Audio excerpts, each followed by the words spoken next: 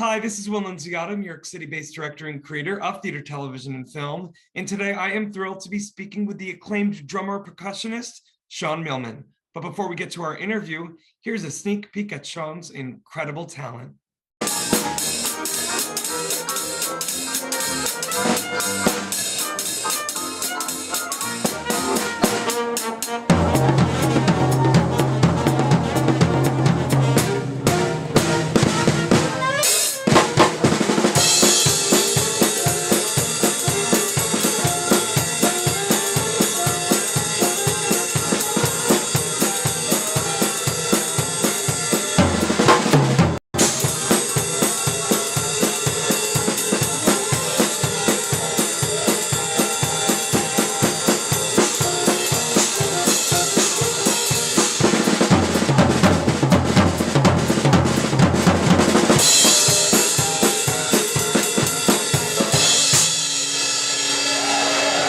Well, hello, Sean. How are you? I'm doing well today, and I hope that you are too. Thank you, Sean. Well, it is so great to finally meet you, Sean. And listen, I want to know first and foremost, where were you born and when did you realize that you had an affinity for music, but specifically also the drums? Yeah, so I was born in St. Pete, Florida. Grew up in Atlanta. Started playing drums at age 5, and once I got to high school, realized pretty quickly that music was the path.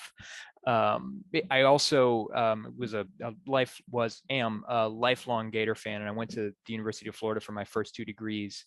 And kind of what's brought me toward today was, in addition to all the music stuff there, I got tight with the athletics program, and like getting a sort of front row seat to how they handled their business day to day. I realized it was very differently from what I was a part of on the music side of campus. And I was sort of asking these questions of like, why is this so different? Why do they do things so differently than we do? Because I really think, like, at the core of it, college athletics versus college music training, doing fundamentally the same thing, of training like 18 to 22-year-olds at a skill that's highly competitive, and that they had to demonstrate they're pretty good at in order to even be in the room, right?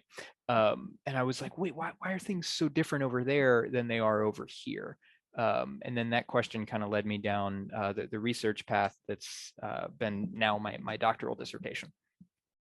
Smarty pants. I mean, really, are you just trying to show off? I mean, come on. No, you would never show off. You're so humble. We had such an amazing talk offline, Sean, but I just love the fact that you are unapologetically not only committed to your performing, but committed to the craft, the full purview of the craft. Talk to me a little bit about how being an educator has helped you and aided you in your performing.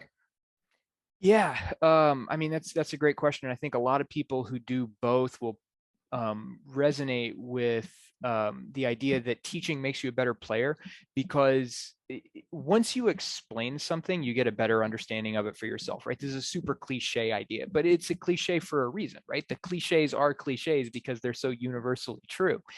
And one of the things for me, both as a player and a teacher, is I work in so many different worlds of, the drum set thing and the musical theater thing, and contemporary chamber music and solo playing and the marching thing, with drum lines and all that sort of thing. Not only does explaining something to a student in one of those arenas make me a better player in that arena, but all these things cross pollinate themselves as well. So teaching something to somebody and then coming back and that making my playing better, that's a part of it.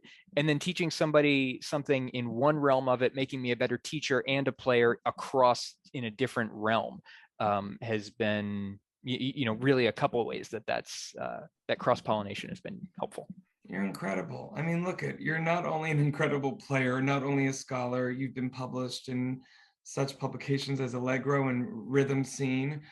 You're a member of the Percussive Art Society, the American Musicological Society, to name a few.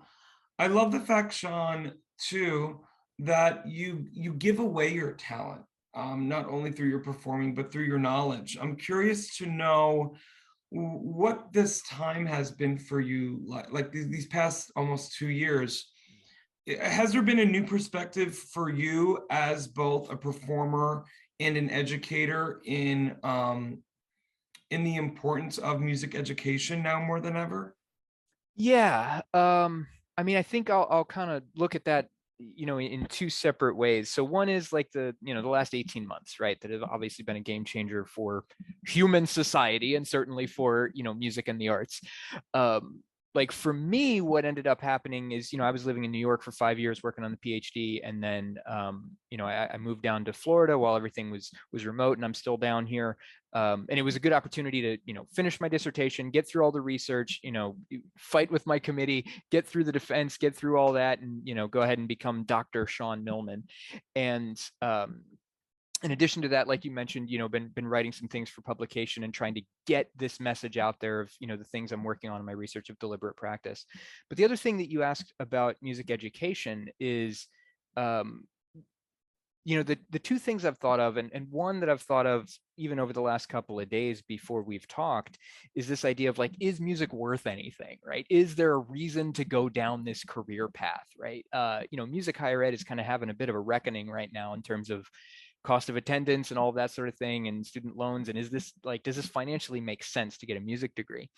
And then when I was reading my Bible this morning, I get to this part in Second Kings where Elisha is being, some of these kings show up to Elisha and they're like, "Hey, what does the Lord say?" And he's like, "First, bring me a musician."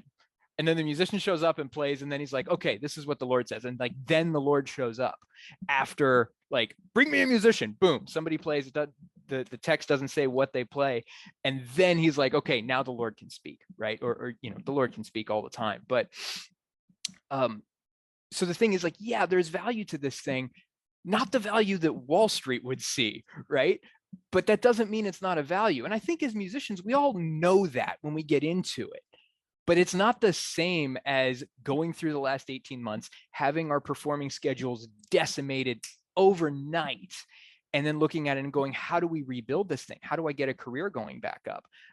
For a lot of the Broadway players lately who like, they've had a few months where, hey, we're opening up again. Here we go. And boom, a couple shows are starting to close. These things are still valuable. And this idea that the music or the art is valuable in its own right, even if it's not valued through dollars, that's still true, and it's still there. We've got to find new ways to sustain ourselves through it and to be able to afford, roofs and bread. But that the value is coming from someplace else, I think, is still there. And I think that's really important to get through to the next generation.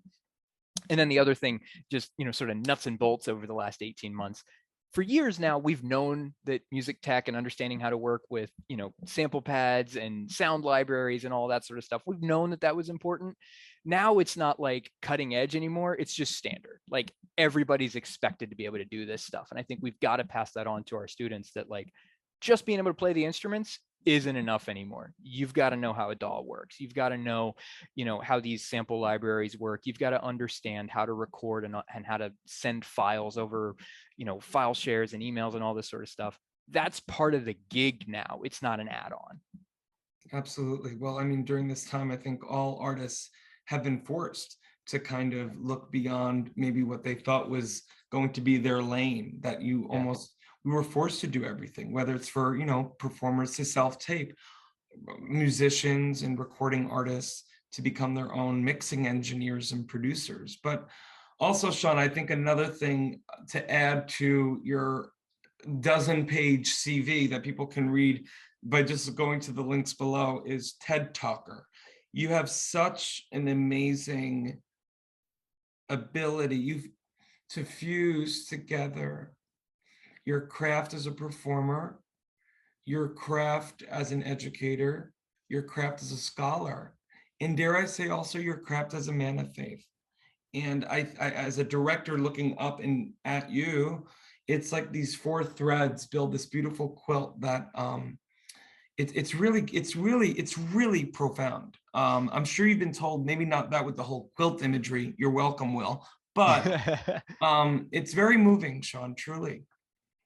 No, I appreciate that. That's very kind of you to say. One of the things, so I wasn't always into theater when when I came through high school and in a little bit the beginning of my undergrad, I was always kind of like, theater kids are so strange. What's going on? And like, in high school, I thought every musical was like Les Mis and Phantom of the Opera, where it was, serious and sad and ugh.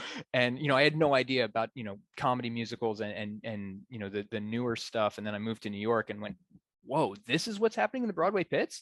This is cool. I got to be a part of this. And, since really, in New York, hitting that ground and trying to be a part of that and being part of a bunch of different productions, and even just, being around it at the high level and then performing in it at some of the lower levels in New York, realizing, wait, theater people are just really, really nice. Like, as musicians, we're used to just getting hammered by our teachers all the time. And then I go play, in some off Broadway pit or something, and I'm like, why is everyone being nice to me? This is strange. And so your kindness and the quilt imagery there, is on brand for the world of musical Well, theater. but I'm also born and bred in New York, so I kind of say it like it is, which I'm proud of. But thank you. I do try to lead with kindness as well. But Sean, listen, I could speak with you all day, but I want to let everyone know again, for more on the incredible Sean Millman, you can read more about him right below this video. Sean, I'm so excited you're coming on board this new social media platform. So grateful for your time today, and also selfishly so happy that we are now connected. Yeah, absolutely. Yeah, same here.